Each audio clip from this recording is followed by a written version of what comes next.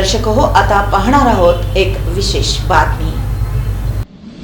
लोकसभेमध्ये वक्फ संशोधन विधेयक सादर करण्यात आलं। या विधेयकाला विरोधी पक्षानं सातत्यानं विरोध केला।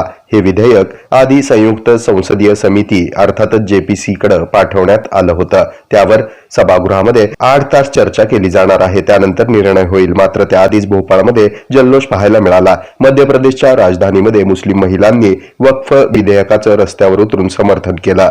फुले आणि विधेयकाच्या स्वागताचे फलक हातात घेऊन महिलांनी मोदी जिंदाबादच्या घोषणा दिल्या। लोकसभेमध्ये वक्फ विधेयक संसदेच्या पटलावर सादर करण्यात आलं। विधेयक सादर झाल्यानंतर महिलांनी मोदी जिंदाबादच्या घोषणांनी परिसर दुमदुमून गेला। महिलांसोबत काही पुरुषांनीही या विधेयकाचं समर्थन केलं। यावेळी मुस्लिम पुरुषांनीही घोषणा दिल्या। मोदी तुम संघर्ष करो, हम तुम्हारे साथ है, अशा घोषणा यावेळी देण्यात आल्या। दरम्यान अल्पसंख्याक मंत्री किरेन रिजिजू यांनी संसदेमध्ये वक्फ सुधारणा विधेयक सादर केलं। ते म्हणाले की देशभरामध्ये वक्फशी निगडीत 30,000 प्रकरणं न्यायप्रविष्ट आहेत।